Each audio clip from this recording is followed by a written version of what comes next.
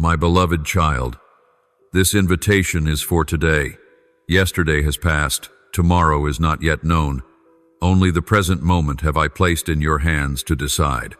If you turn away today, if you continue to let the endless noises overthrow your attention, you may forfeit a favor I have prepared beforehand. You have sometimes felt a vibration, a vague prompting within your heart. It is not accidental. It is my footprint gently touching the surface of your life to call you back. Yet life overflows with sounds, work the words of others, fleeting desires, the fear of the future. All of these form a wall that muffles my gentle voice. That is why I want you to stop. To stop is not to flee responsibility, but to give your soul a chance to open its chest and receive what I am about to speak. You may ask, why now? Why with such urgency? Because this moment is unlike any other. There are windows of grace that open in a brief season. There are choices which once passed rarely return to their former state. I want you to enter with awareness, not blindly following emotion or chasing empty fame. I want you to choose with wise discernment and a listening heart. That is why I knock more deeply. I call you with the volume of love, not to control but to free, not to compel but to invite. Listening is more than hearing with your ears. It is the opening of your heart, the deliberate lowering of the clutter that crowds your mind. Let silence lay itself over the noise. Within that hush, you will perceive the waves of my words, words of consolation for the weary, correction for those who have strayed, and blessing for the humble who trust. As Scripture teaches, be still and know that I am God. Psalm 46:10. Do not let this be merely a slogan. Make it a lived experience. By pausing to know, you place yourself where change can come. Do not be afraid to admit that you need time to remain with me. Often you fear that pausing is wasteful, that opportunities will slip away, that others will overtake you. But remember, the most precious opportunities come to those whose souls are prepared. Those who step into life with hearts refined and ears that have learned to listen will seize moments without regret. I do not forbid you from action. I only invite you to act from a guarded place, not from panic. I also want you to understand that my words are not meant to frighten you, but to awaken you. There is a difference between futile dread and an awakening that leads to salvation. I call you so that you may feel the true life flowing through you, so that you may relinquish what extinguishes the candle of faith, and so that you may correct your course if you are mistaken. Sometimes I use stern words to pull you away from the temptation of pride. Sometimes I use gentleness to heal wounds you have inflicted upon yourself. Both are ways of love, both aimed at one goal, that you be freer, more whole in me. Remember, you are not alone. When I call, I have stood by your side before the call. Heaven does not take its eyes off your footsteps. The kind hearts you meet along the way may be messengers I have sent. The unexpected doors that open may be favors I have set in place. But you must have ears to hear and feet to respond. Do not carry regret as your companion. Let obedience be the mark of your life, gentle, steadfast, and full of assurance. If you are bearing burdens, regret, guilt, fear, bring them before me. Do not bury them until they become shackles. Cast them down and let me replace them with peace. When you surrender those clinging weights, you will feel your chest grow lighter, your sight extend farther, and your steps become steadier. I do not want you forever pulled backward by the past. I want you to step toward the future. I have arranged a future filled with hope, abundant grace, and true purpose. Take this moment, truly pause, listen deeply, and respond with simple yet sincere actions. A short prayer, a minute of silence, a decision to forgive, or a step back for reflection. Those small acts carry transforming power. I will stand with you, uphold you, and lead you into the way of light. My beloved child, there are thresholds about to open that your eyes have not yet seen, decisions placed before you whose consequences will echo for a lifetime. I stand at the edge of those moments, peering into each choice you prepare, and I see both the streams of blessing and the hidden snares you have not perceived. Therefore, this time I do not merely whisper. I want you to hear with both mind and heart, for some calls sound only in a single fleeting instant. If you miss them, the door may close. Not everything that comes to you is obvious. Some graces are wrapped in the guise of unusual opportunities. Protection may arrive disguised as ordinary people you meet. Warnings can come as an uneasy, inexplicable feeling.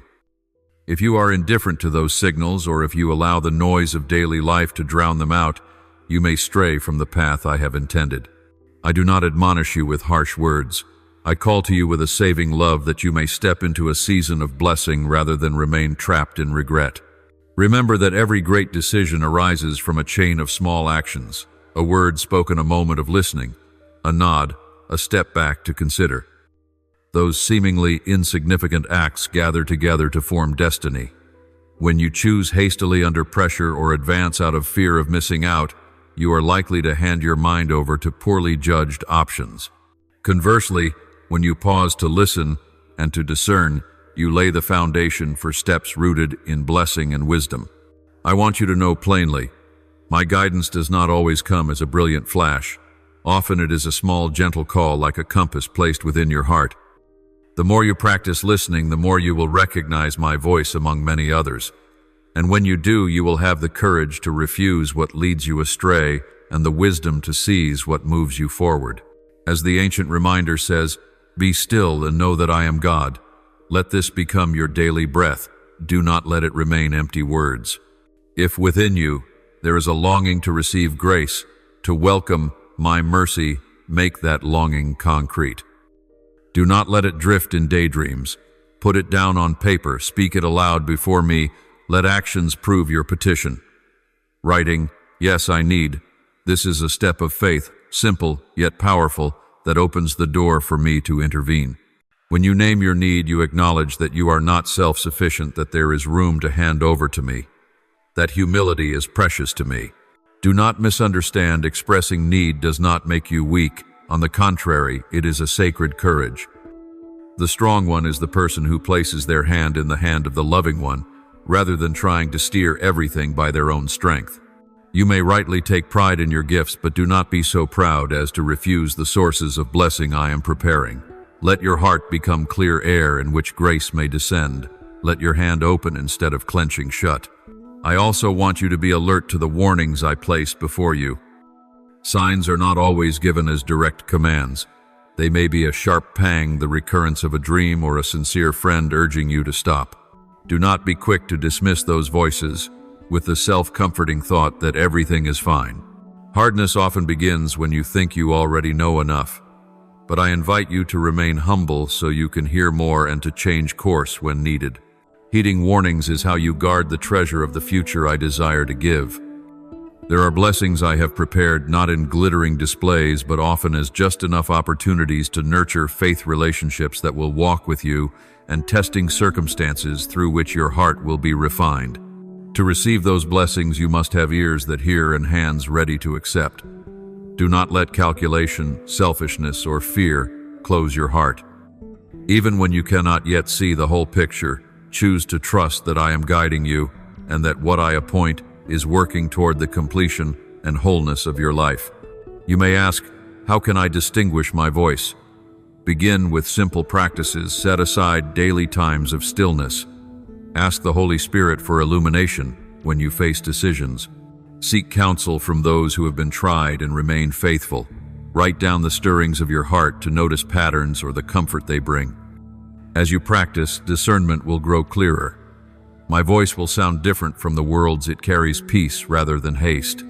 It brings clarity rather than being seduced by vanity. I do not abandon you on this journey.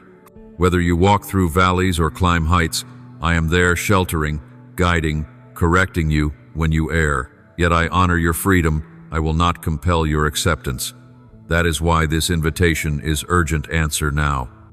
If you truly hunger for grace, do something concrete. Write, speak, offer, decide. Saying yes, I need it is not a closure, but the beginning of a new journey with me. Beloved, in these days, you may feel a powerful motion all around, like the earth gently shifting beneath your feet, like the sky changing hue before the dawn. The world is undergoing swift transformations, and in your heart a question rises: what is real? What is trustworthy? What can be your refuge when all things tremble? That is not a meaningless thirst.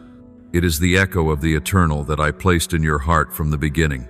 You long for an enduring peace, an unshakable safety, a hope that will not wither, because I made you to find your final rest in me. I know your weariness as you watch people pursue empty promises, fleeting fame, riches that fade, fragile relationships, and transient pleasures. They pour out every effort to obtain what cannot quench the deep thirst of the soul. They sow on barren ground, waiting for a harvest that never comes. They build houses on sand, and then wonder why they collapse when the storm arrives. I do not judge with a careless wrath. I look with a heart intent on rescue.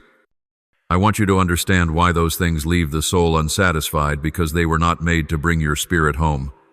Let me speak plainly. The yearning in you for a firm place to stand is honorable.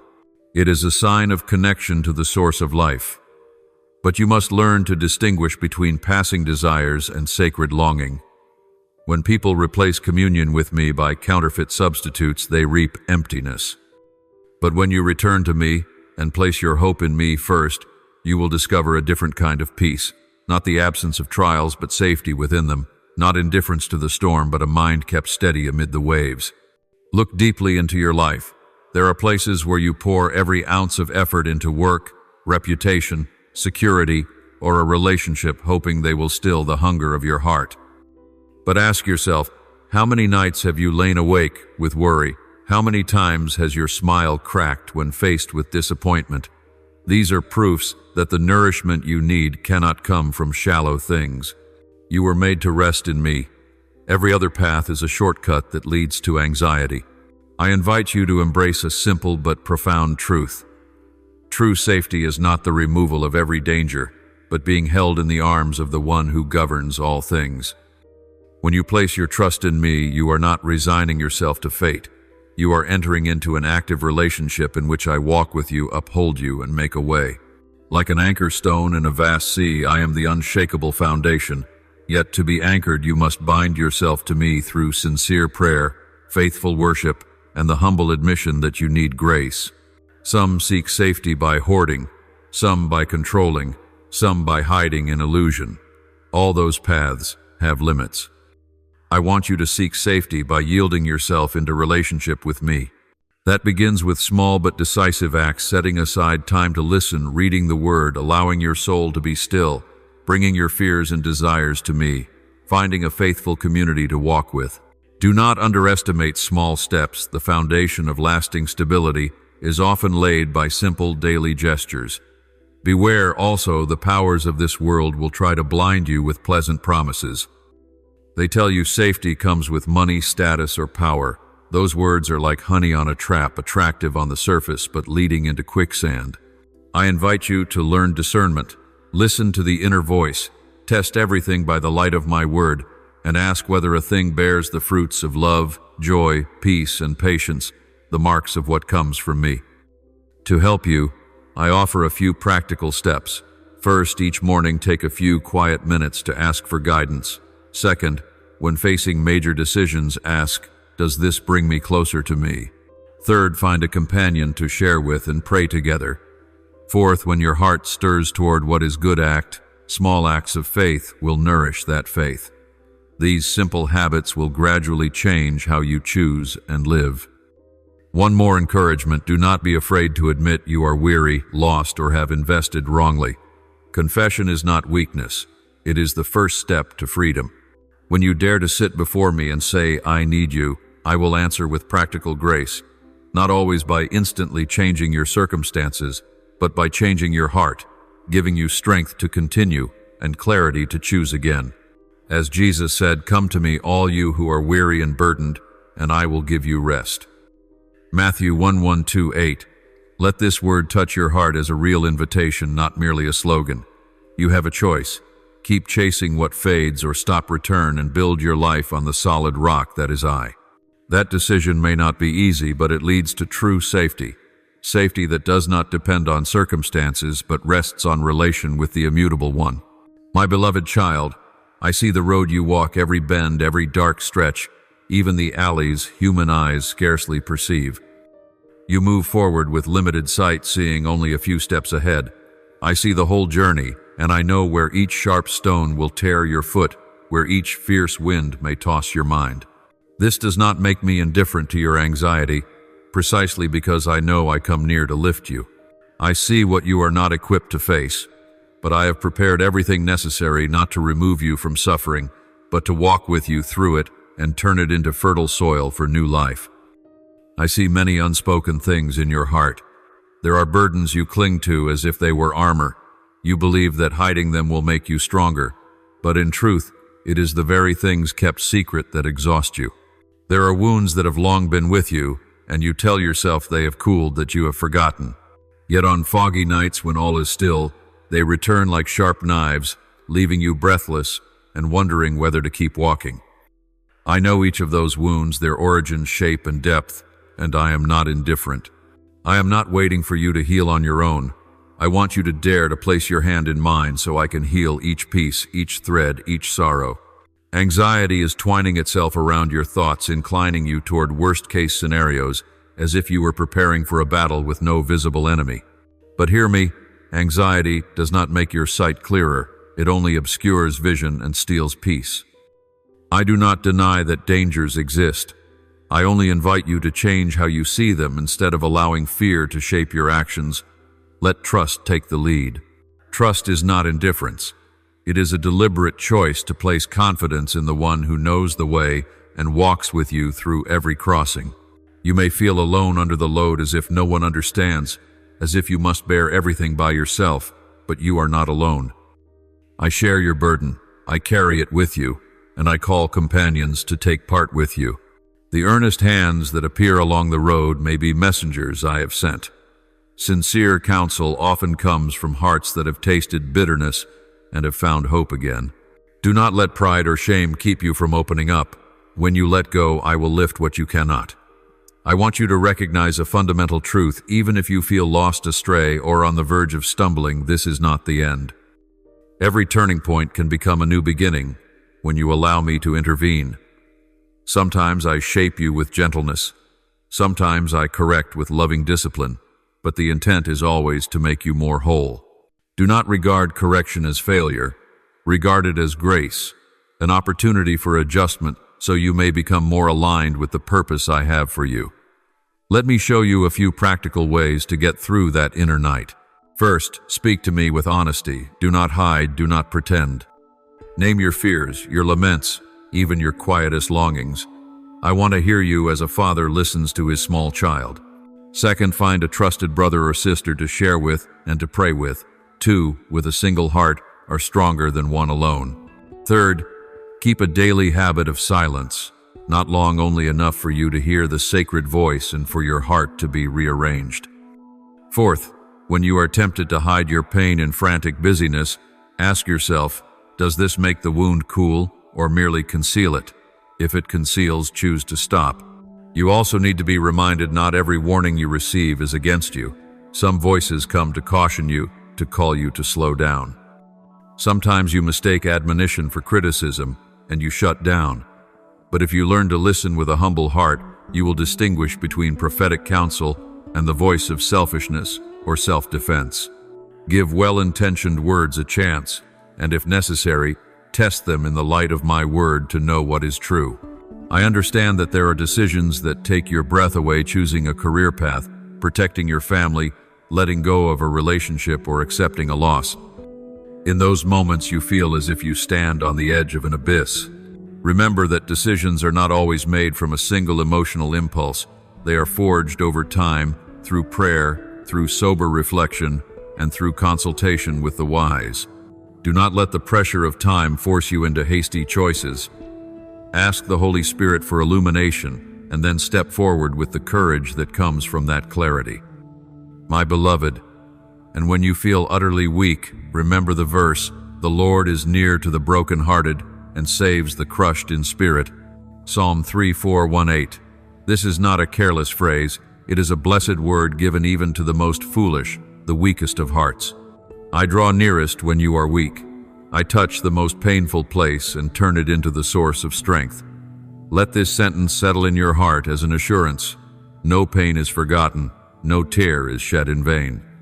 My beloved child, you have taught yourself to believe that everything is within your grasp, that through effort, through a more sophisticated plan, through wise control, you can pull every strand of life back into place. You have placed your trust in your own ability, giving yourself authority over the smallest details, as if this world were a map you could redraw to your liking. I do not reproach your ambition. I know you were made with the capacity to work, to create, and to bear responsibility. But hear me, there are seasons, there are trials, there are great winds no human hand can steer. Imagine you are rowing a small boat at night, and the water suddenly changes from calm to tumult. You may row twice as hard, 3 times as hard, yet there are currents and winds that can be faced only when you look up to the sky, recognize the source of the wind, and let go of the nets to follow guidance. The storm I speak of is not merely an image, it is circumstances beyond your self-mastery, sudden loss, betrayal, a health crisis, unexpected changes in the family, or spiritual dangers you are not prepared to fight alone. You often believe that weakness is a sin, that you must appear strong so others can feel secure. But when you try to seal every crack, when you force yourself to suppress every emotion, that is precisely when the fractures begin. Endurance has limits. Body and soul need rest, need to be placed into a healing hand. I want you to realize this: true strength does not lie in holding everything, but in knowing how to surrender what you cannot keep, and knowing how to offer it up to the one who holds all things. Therefore, I invite you to return to me, not in a shallow gesture, but by a conscious coming home, by an act of the heart. To return means you stop to breathe. It means you honestly tell me that you are not self-sufficient. It means you lay down the things that wear you out and ask me to embrace them. There are times when prayer need not be long. Sometimes a single breath, a simple word, "I need you," is enough to open the door. As the Lord Jesus said, "Come to me, all who labor and are heavy laden, and I will give you rest." Matthew 1:1-8. Do not let those words remain merely lines on a page. Let them become your living response. You may ask, how can I return when everything is moving so fast? I will show you a few practical paths you can take today. First stop, take a moment of silence, breathe, and identify your emotions. Naming them is not to feed fear, but to call it by name so it cannot manipulate you. Second, speak to me specifically, say aloud, or write down your anxieties, your desires, and the things you dare not admit. Writing has a strange, liberating power. When you see your heart on paper, its invisible authority diminishes. Third, find a faithful person to share with and to intercede. Do not carry the burden alone. 2 or 3 praying together can be the link through which I bring grace to you in concrete ways. I also invite you to adjust your perspective instead of treating control as the ultimate salvation, regarded as a limited tool. There are things you must plan for, things you can repair, but there are also things you must release. Letting go is not surrender in defeat, but the admission that there is a higher one who holds the whole picture. When you choose to release and to trust, you give me room to intervene, and my intervention often far exceeds what you can imagine. Do not wait until the storm hits to seek shelter. The best preparation is not to accumulate more control, but to build a robust spiritual life, habits of prayer, immersion in the Word, a community of faith, and the humility to accept help. Plant those roots now so that when the storm comes, you will not be uprooted, but will instead be able to share light with others. I know you may feel ashamed to ask, but remember, those I love are invited to come forward with every need. At my table, there is no shame for the sincere. When you come with a heart that confesses, "I am not enough," I do not look at you with disdain, but with the warm eyes of a father who wants to heal, to guide, and to bless. In that recognition, you will find true strength again. Strength renewed, a power, not originating from yourself, but drawn from communion with me. If you still hesitate, remember this: the moment you think you have everything completely under control is the moment you are most likely to fall. Absolute control is an illusion. It blinds you to the fact that human strength has limits. When you grow careless, the things you thought you held tightly will slip through your hands, and the only one who can keep them for you is the one who formed your hands. So return before the great wind tests you, before the night stretches on too long. Let your heart come home to its anchor, the place where I stand ready to embrace, heal, and guide. My beloved, I do not speak to sow fear, but to awaken you. Let this invitation be a loving alarm. Hurry back, seek me, and let me shelter you. The action you take today can alter the course of your tomorrow. Respond with a small but decisive step. Stop, speak to me, and let go. When you do, I will enter places you cannot reach, gathering the broken pieces, weaving new hope, and walking with you along the path I have prepared. I have seen every tear you have shed, every night you lay awake in anxiety, every face you encountered while searching for escape. I have also seen your retreats, the times you forced yourself to be strong while your heart still ached. And I tell you today, a turning is coming. A forward step I have long prepared is waiting to touch your life. If right now you sense a stirring in your soul, a feeling like the Holy Spirit gently touching your shoulder, do not ignore it. This is not an illusion. It is a sign that I am leading. When this call strikes the right moment in your heart, trust that I am arranging you into the place you need to be, a place that will not only comfort you but will also bring your mission to fruit on earth. Do not insist that you must understand the whole picture. Many times I clear the way before you can see the path. Your faith is the vessel that carries you through the unseen fog. An act of faith is not a ritual seeking praise, it is a living seed. Each time you offer a gesture of trust, an honest prayer, an act of forgiveness, a loving deed, when you do not feel like it, you sow a sacred seed. That seed grows in ways your mind cannot calculate. Sometimes it sprouts within you, healing a wound. Sometimes it takes root in another's life, drawing them back to peace. Sometimes a small sprout today becomes a harvest of blessing for many tomorrow. Do not underestimate the power of a humble act performed in faith. I call you not only to receive, but to share. My love for you is not meant to be hoarded. It is a flame to be passed on. Bring the healing I give to those who are lost, to souls longing for hope but not yet finding their way home. When you give that love through words, deeds, or even a compassionate glance, you become my instrument, and grace continues to flow through you to others. That giving is how my blessing spreads across the earth, and it always multiplies beyond what you imagine possible. If you stand at the threshold of change, perform a concrete act, express gratitude and readiness to receive.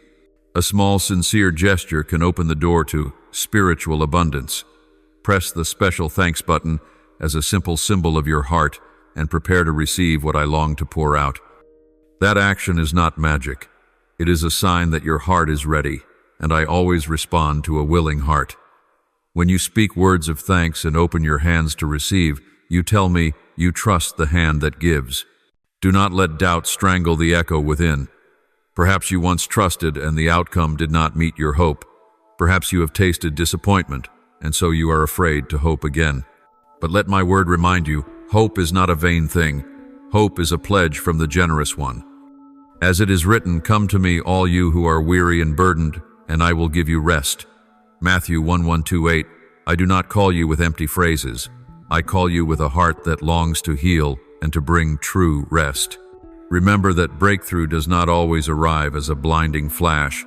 Often it begins with a series of small changes that gradually transform your mind, soften you, and enable you to reassess wounds and redirect your steps. That breakthrough makes you not only overcome circumstances, but also grow within, becoming one who endures while keeping love, one who walks amid trials while holding firm assurance. Be patient as I work. Do not give up when the process seems slow. I am still at work, even when you cannot see the whole undertaking. Prepare in practical ways. Open your heart in prayer. Set aside time to read the Word. Find companions of faith to share with and to pray together. These simple actions are how you make the inner soil soft so the seed of blessing can take root. Remember that your readiness directly affects how blessings arrive. When you reach out to receive with a humble heart, I can more easily overflow. When you are hesitant and reserved, I still love you, but my work may be slower until you are ready to hold. Do not think everything must be clear before you step forward. Faith is sometimes a step into the dim, knowing that the one who leads goes before you. Be courageous to place your trust on the path I point out, even when you do not see every detail. And after you sow by faith, continue to water that seed with gratitude. That combination will make it sprout and grow. Finally, let your heart be comforted by this truth. I do not come to judge you for having stumbled. I come to lift you up. I do not wait for your perfection before I bless. I bless the one in need. Let this word touch your heart. You are seen, you are heard, and you are loved. Respond to the call with a small but meaningful act, a word of thanks, a click, a simple, I am ready. When you do, I will begin to open doors you never imagined. May the Lord's word continually remind you to live in His faith and love each day. Press follow and turn on notifications so you do not miss the sacred and meaningful messages the Lord wants to convey. May God bless you. Amen.